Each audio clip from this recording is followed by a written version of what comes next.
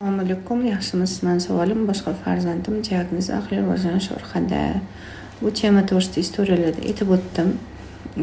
Aqliy rivojlanishi passiv bo'lishi, tanadagi disfunksiya bo'ladigan bo'lsa, diagnostikaga olib keling, tekshirib davolab beraman. Inshaalloh 100%, xudoga shukr, shu kungacha mani roditellarim yozsa bo'ladi, kuzatuvchilarim kelib, rivojlanish olib tuzalib ketgan bolalarim son mingta, даже aqliy zaif deb turib maktablarga chiqarmayotgan o'sha direktorlar ham naоборот уже lechение qilib kelgandan keyin nima qildinglar deb hayron qolishadi. Yiliga yo'q deganda 60 ta bolani alhamdulillah maktabga chiqaribman.